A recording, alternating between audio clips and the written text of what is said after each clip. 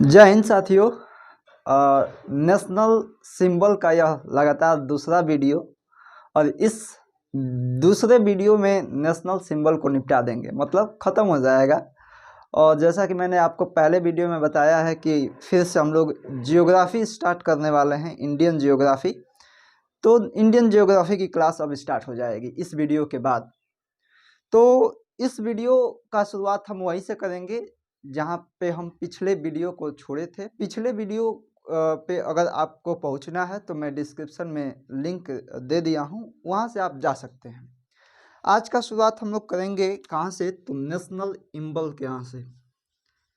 National इम्बल, national इम्बल यानी कि राष्ट्रीय प्रतीक। राष्ट्रीय प्रतीक क्या है हम लोग का, तो वही राज्य चिन्ह जो 4 शेर वाला है, ठीक ना। राज्य चिन्ह कहाँ से लिया गया, तो राज्य जो चिन्ह है, राज्य चिन्ह कहाँ से लिया गया, तो राज्य चिन्ह अशोक स्तंभ से लिया गया है, ठीक ना। सारनाथ अशोक स्तंभ से लिया गया है।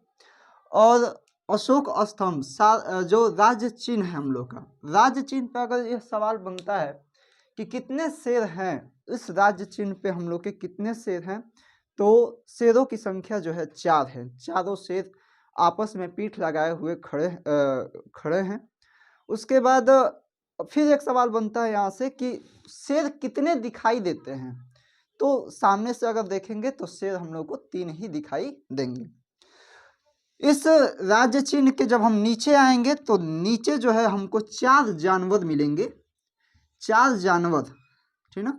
4 एनिमल मिलेंगे हम लोगों को, और 4 जानवर बहुत ही खास हैं दोस्तों उस हम लोग के राज्य चिन्ह के, ठीक ना। अशोक स्तंभ के राज्य चिन्ह पे हम लोग को ऊपर की तरफ तो 4 शेर मिलेंगे, नीचे की तरफ आएंगे तो हमको 4 जानवर और मिलेंगे।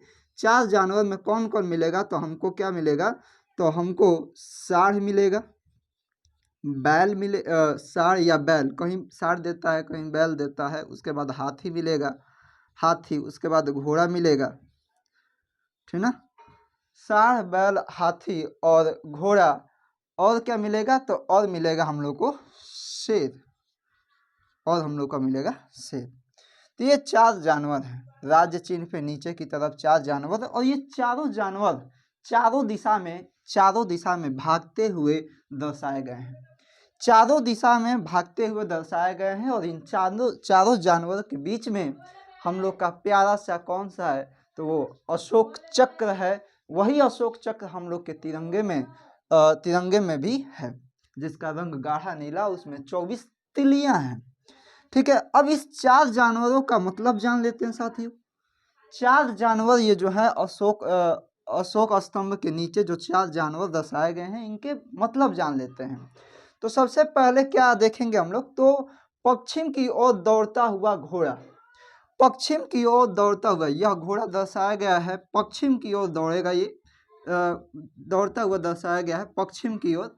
और इस पश्चिम की ओर घोड़े का मतलब क्या है, आशय क्या है इसका, तो इसका आशय यह है कि जब महात्मा बुद्ध यानी गौतम बुद्ध, ठीक ना, महात्मा बुद्ध जब राजशाही जीवन त्यागे थे, यानी कि जब राजशाही जीवन त्यागे थे, यानी कि जब ये घर से निकले थे, जब सन्यासी बने थे, तो इन्होंने किस घोड़े का यूज किया था, तो कंठक घोड़े का यूज किया था। कंठक देता है, कहीं कहीं कंठक देता है, ठीक है। तो एक सवाल यहाँ से यह भी बनता है कि महात्मा बुद्ध के घोड़े का नाम क्या था, तो कंठक, ठीक ना, कंठक या कंथक। तो यह पश्चिम की ओर दौड़ता हुआ घोड़ा किस बात को रिप्रेजेंट करता है, तो इस घोड़े को रिप्रेजेंट करता है जो घोड़े का यूज महात्मा बुद्ध ने किया था। उसके बाद अगले जानवर पे चले तो हम लोग जो है पूरब की ओर भागता हुआ हाथी, पूरब की ओर भागता हुआ हाथी, यानी कि हाथी, यह पूरब की ओर भागता हुआ हाथी किसको दर्शाता है, तो यह एक सपना को दर्शाता है, ठीक ना। सपना कैसा, तो यह कोई मामूली सपना नहीं है, यह कोई मामूली सपना नहीं है, यह वही सपना है जिस सपने को कौन देखा था, तो रानी माया ने देखा था, रानी माया देवी ने देखा था। रानी माया देवी ने इस सपने को देखा था। सपना उन्होंने क्या देखा था कि जब वह गर्भ ली है, ठीक ना, तो उनके गर्भ में जो है एक सफेद कलर का जो है हाथी उनके गर्भ में प्रवेश कर लिया है। ठीक है, तो रानी माया जो है इस हाथी जो भागता है, ठीक ना, भागता हुआ हाथी किस दिशा में भाग रहा है ये, तो यह जो है पूरब की दिशा में भाग रहा है। पूरब की ओर भागता हुआ हाथी एक सपने को रिप्रेजेंट करता है। कौन सा सपना, तो यह कोई मामूली सपना नहीं है, यह वही सपना है जिस सपने को माया देवी ने देखा था। अब यह सवाल आता है साथियों कि यह माया देवी थी कौन, तो यह माया देवी कोई मामूली औरत नहीं थी, यह महात्मा बुद्ध की कौन थी, तो यह महात्मा बुद्ध की माँ थी। यह महात्मा बुद्ध की माँ थी। ये माया देवी महात्मा बुद्ध की माँ थी, और जब इन्होंने महात्मा बुद्ध को जन्म दिया तो मात्र 6 दिनों के बाद इनकी मृत्यु हो गई। ये क्या हो गई, 6 दिन के बाद इनकी मृत्यु हो गई। तो फिर महात्मा बुद्ध का पालन पोषण, यानी कि कौन इनको पालन पोषण किया, तो इनकी महात्मा बुद्ध की मौसी यानी कि माया देवी की बहन कौन, तो प्रजापति गौतमी। प्रजापति गौतमी प्रजापति गौतमी के द्वारा इनका पालन पोषण किया गया। ठीक है, उसके बाद यहीं पे जान लेते हैं कि महात्मा बुद्ध के पिताजी का क्या नाम था। तो महात्मा बुद्ध के पिता कौन थे, तो सुदोधन थे। कौन थे, तो सुदोधन थे। महात्मा बुद्ध के पिता कौन थे, तो सुदोधन थे। महात्मा बुद्ध के पिता कौन थे, सुदोधन। माता का नाम माया देवी, पिता का नाम सुदोधन। महात्मा बुद्ध को कौन मतलब पाला, यानी कि पालन पोषण किया, तो प्रजापति गौतमी। ठीक है, हमने 3 चीजें जान लिया। महात्मा बुद्ध के घोड़े का नाम हमने बताया कि कंठक यानी कि कहीं कहीं कंठक भी देता है। ठीक है, उसके बाद आगे की तरफ चले कि महात्मा बुद्ध, यहीं पे जान लेते हैं कि महात्मा बुद्ध को ज्ञान की प्राप्ति कहाँ हुई, तो बोध गया में, बिहार में पड़ता है ये। बोध गया में इनको ज्ञान की प्राप्ति होती है। एक पीपल के वृक्ष के नीचे ये बैठे थे, ठीक ना, और पीपल के वृक्ष के नीचे इनको बोध गया में ज्ञान की प्राप्ति हुई। उस वृक्ष को बोधि वृक्ष के नाम से भी जानते हैं, बोधि वृक्ष के नाम से भी जानते हैं। ठीक है, उस वृक्ष को बोधि वृक्ष के नाम से भी जानते हैं। ठीक है, उसके बाद ये अपना पहला उपदेश कहाँ देते हैं, तो ये अपना पहला उपदेश, ठीक है, पहला उपदेश कहाँ देते हैं, तो पहला उपदेश ये देते हैं सारनाथ में। कहाँ पे, तो सारनाथ में ये अपना पहला उपदेश देते हैं। इनके पहले उपदेश को क्या नाम देते हैं, किस नाम से जाना जाता है, तो धर्मचक्र प्रवर्तन।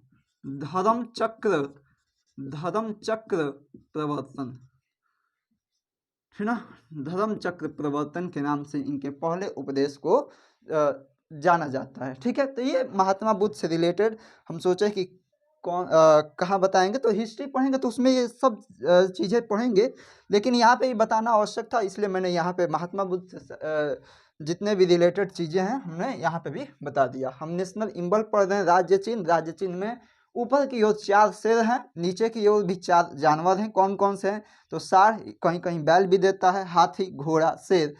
ठीक ना, पश्चिम की ओर दौड़ता हुआ घोड़ा किसका प्रतीक है, तो यह कंठक घोड़े को दर्शाता है ना। मैंने बताया कि महात्मा बुद्ध जब घर से निकले थे, घर त्यागे थे, राजशाही जीवन छोड़े थे वो, तो कंठक घोड़े का यूज किए थे। ठीक ना, उसके बाद हाथी, पूरब की ओर भागता हुआ हाथी एक सपने को दर्शाता है। यह कोई मामूली सपना नहीं है, यह रानी माया देवी का देखा हुआ सपना है। ठीक ना, उसके बाद आगे चलते हैं तो दक्षिण की ओर भागता हुआ साढ़, यह किस दिशा में भाग रहा है, तो यह दक्षिण की ओर भाग रहा है। दक्षिण की ओर भागता हुआ साढ़ किस बात को दर्शाता है, तो यह वृषभ राशि को दर्शाता है। कौन से, तो वृषभ राशि को दर्शाता है। ठीक ना, यह इसी राशि में जो है महात्मा बुद्ध का जन्म हुआ।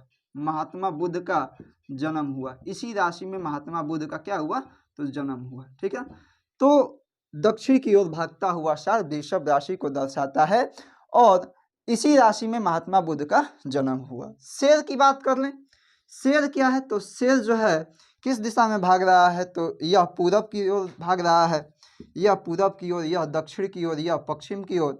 शेर किस दिशा में भाग रहा है, तो कौन सा दिशा बच गया, पूरब, पश्चिम, उत्तर की ओर। यह उत्तर की ओर भाग रहा है और उत्तर की ओर भागता हुआ शेर ज्ञान प्राप्ति को दर्शा रहा है, ज्ञान प्राप्ति को क्या कर रहा है, दर्शा रहा है। ठीक ना, और यह चारों जानवर चारों दिशा में भाग रहे हैं और इस बात का मतलब इस बात को भी इंडिकेट कर रहे हैं कि यह जो चक्र है, यह जो भाग दौड़ है, यह अनंत समय तक चलता रहेगा, लेकिन इन भाग दौड़ के बीच एक अस्तित्व का चक्र जो है स्थापित किया गया है, जिसे हम अशोक चक्र कहते हैं। ठीक ना, नेशनल सिंबल के नीचे हम लोग आएंगे तो लिखा मिलेगा हम लोग को क्या, तो सत्यमेव जयते, सत्यमेव जयते, सत्यमेव जयते, सत्यमेव जयते भारत का आदर्श वाक्य है। ध्यान दीजिएगा, भारत का आदर्श वाक्य क्या है, तो क्वेश्चन बनता है कि भारत का आदर्श वाक्य क्या है, तो सत्यमेव जयते। इसे मालवीय जी ने मदन मोहन मालवीय जी ने, ठीक ना, 1918 में नारा देकर के इस सत्यमेव जयते शब्द को क्या किया था, प्रसिद्ध किया था। ठीक है, सत्यमेव जयते कहाँ से लिया गया है, तो मुंडकोपनिषद से लिया गया है, मुंडकोपनिषद से यह लिया गया है। ठीक ना, क्या, तो सत्यमेव जयते।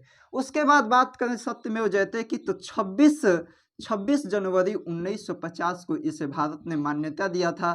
ठीक ना, सत्यमेव जयते की यानी कि अपनाया था, इस वाक्य को भारत ने 26 जनवरी 1950 को अपनाया था। तो ये रही राष्ट्रीय नेशनल सिंबल यानी कि राज्य चिन्ह का सारा प्रश्न, इससे बाहर कुछ नहीं जाएगा। ठीक ना, इससे बाहर कुछ नहीं जाने वाला। उसके बाद हम बात करेंगे आगे, सत्यमेव जयते मुंडकोपनिषद हो गया। उसके बाद यहाँ पे छोटी छोटी जो बातें हैं, यानी कि भारत का राष्ट्रीय फल जो है क्या है, तो राष्ट्रीय फल आम है। उसके बाद राष्ट्रीय सब्जी की बात कर लें, राष्ट्रीय सब्जी क्या है, तो राष्ट्रीय सब्जी जो है लौकी है, राष्ट्रीय सब्जी लौकी है। राष्ट्रीय वृक्ष कौन सा है, तो राष्ट्रीय वृक्ष जो है इंडियन बन्यान, यानी कि भारतीय बन्यान, यानी कि बन्यान का जो पेड़ होता है, ठीक ना, इंडियन बन्यान राष्ट्रीय वृक्ष है। उसके बाद राष्ट्रीय जलीय जीव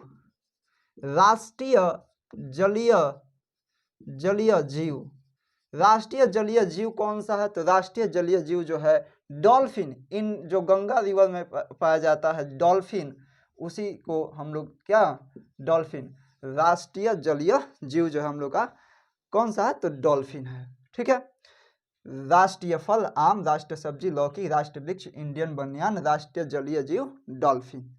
ठीक है, उसके बाद जो है राष्ट्रीय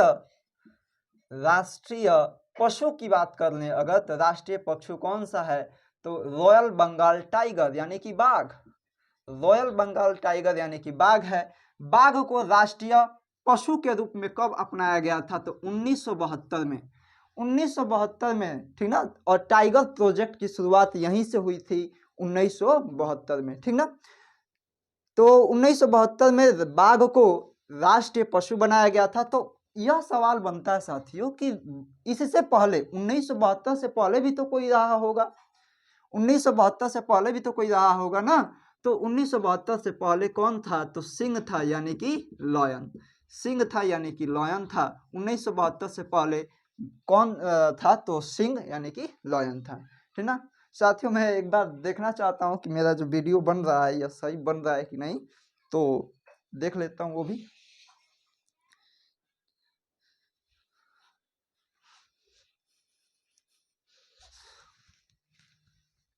बिल्कुल मज़ेदार तरीके से वीडियो बन रहा है हम लोग का, और आगे की बात करते हैं हम लोग, ठीक ना। तो उसके बाद राष्ट्रीय क्या बच गया, तो फल सब्जी वृक्ष राष्ट्रीय जलीय जीव हो गया, राष्ट्रीय पशु भी हो गया, ठीक ना। उसके बाद राष्ट्रीय फूल, राष्ट्रीय फूल की बात कर लेते हैं।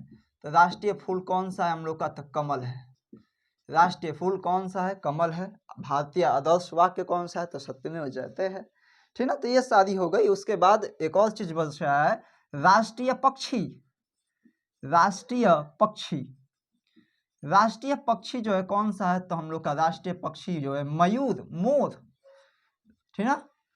उसके बाद मयूर जो है भारत में सबसे अधिक मयूर यानी कि मोर, पिकॉक कहाँ पाए जाते हैं, तो मध्य प्रदेश के एमपी के मुरैना जिले में, एमपी के मुरैना जिले में मयूर की संख्या अधिकतम मात्रा में, भारत में सबसे अधिक मोर वहीं मुरैना जिला में, मध्य प्रदेश के मुरैना जिला में पाया जाता है। तो ये सारा चीजें हो गया। उसके बाद एक और चीज बच रहा है, बाकी चीजें मैं मिटा देता हूँ, ठीक है, मिटा देता हूँ। उसके बाद राष्ट्रीय मुद्रा, ठीक ना, राष्ट्रीय मुद्रा की बात कर लेते हैं। तो राष्ट्रीय मुद्रा जो है, राष्ट्रीय मुद्रा हम लोग का भारतीय रुपया यानी कि भारतीय रुपया, रुपया, ठीक ना, इंडियन करेंसी, तो भारतीय रुपया, ठीक ना, रुपीज जिसे कहते हैं। उसके बाद आगे चलते हैं। तो हमने सारा चीज़ें डिस्कस कर दिया नेशनल सिंबल से रिलेटेड, ठीक ना।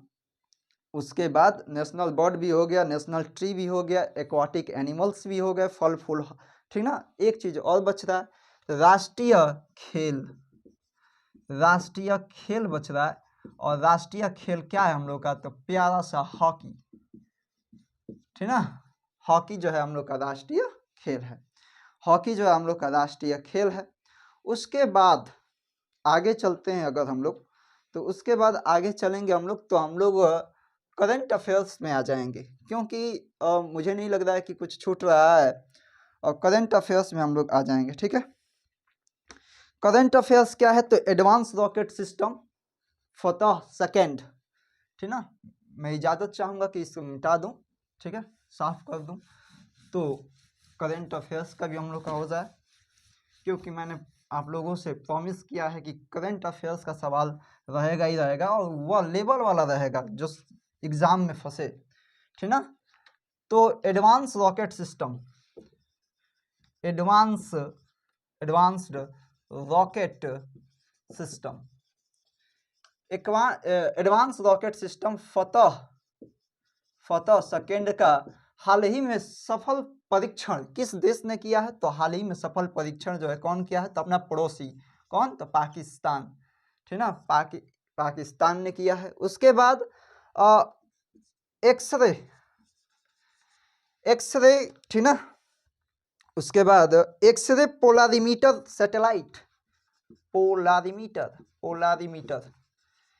X ray polarimeter satellite, X ray polarimeter satellite का पहली बार, ठीक ना, पहली बार सफल परीक्षण कौन किया है, तो हम लोग का प्यारा इसरो, ठीक ना, Indian space research organisation. X ray polarimeter satellite का पहली बार सफल परीक्षण कौन किया है, तो हम लोग का प्यारा इसरो, ठीक ना। उसके बाद इसी को क्या बोलेंगे, तो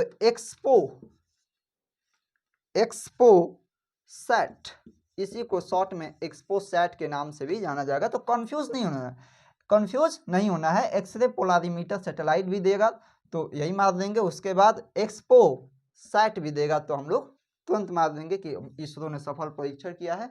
और कब किया था, तो 1 जनवरी को किया था, ठीक है। ये कब किया था, तो 30 तारीख को किया था, 30 दिसंबर को। उसके बाद आगे चलते हैं। तो डेविड वार्नर, अगला सवाल, डेविड वार्नर यानी कि ऑस्ट्रेलिया से खेलने वाले खिलाड़ी, क्रिकेट के खिलाड़ी हैं ये, डेविड वार्नर ने वनडे और टेस्ट से संन्यास लेने की घोषणा कर दी है। तो 1 2 3 हो गए। उसके बाद अगला सवाल क्या है, तो भारत में, या कह सकते हैं कि भारत के पूर्व यानी कि कंप्लीट पूर्व बालिका सैनिक स्कूल, बालिका यानी कि गर्ल्स सैनिक स्कूल का उद्घाटन कहाँ किया गया है? तो आंसर है मथुरा। आंसर है क्या? तो मथुरा, ठीक ना।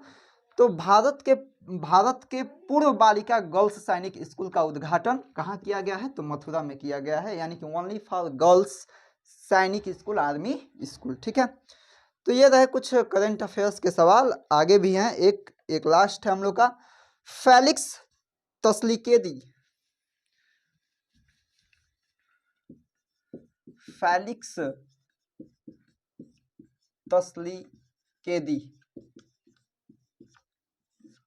फेलिक्स तस्लीकेदी हाल ही में किस देश के राष्ट्रपति बने हैं? तो कांगो गणराज्य, कांगो गणराज्य के ये क्या बने हैं? तो राष्ट्रपति बने हैं। क्या बने हैं? तो राष्ट्रपति बने हैं। कांगो गणराज्य के ये फेलिक्स तस्लीकेदी राष्ट्रपति बने हैं, ठीक है। उसके बाद बस अब कुछ नहीं है इस वीडियो में। वीडियो को छोटा रखना मेरा एम है, क्योंकि आसानी होगी हम लोग के लिए भी, आप लोग के लिए, हम लोग को अपलोड करने में आसानी होगी और आप लोग को देखने में आसानी होगी, ठीक है। हमने महात्मा बुद्ध की सारी डिटेल इसमें बताया है, सारा चीज़, एक एक चीज़ जो महात्मा बुद्ध से रिलेटेड है हमने बताया है। उसके बाद हम लोग का जो नेशनल सिंबल है, राज्य चिन्ह जो है, ठीक ना, जो 4 मुख वाले जो शेर के जो राज्य चिन्ह हम लोग का, ठीक ना, फोटो में भी आपको दिख रहा होगा। तो उसको कहाँ से लिया गया है? तो सारनाथ से अशोक स्तंभ से लिया गया है। उसमें जो नीचे की तरफ 4 जो जानवर हैं, कौन कौन से हैं? तो सांड, हाथी, घोड़ा और शेर, वह चारों दिशाओं में भाग रहे हैं। उनका एक्चुअली क्या मतलब है, क्यों भाग रहे हैं, किस उद्देश्य से भाग रहे हैं, ठीक ना, ये सारे चीज़ें भी मैंने डिस्कस किया। उसके बाद महात्मा बुद्ध का घोड़े का नाम क्या था? तो कंठक, यानी कि कंथक भी कहीं कहीं देता है। जिस तरह से महाराणा प्रताप के घोड़े का नाम चेतक था, उसी प्रकार से इनका भी एक प्रिय घोड़ा था, कंठक नाम था उसका। तो साथियों, आशा करता हूँ कि यह वीडियो आपको प्यारा लगा होगा, अच्छा लगा होगा। मिलते हैं अगले वीडियो में जियोग्राफी के साथ। जय हिंद।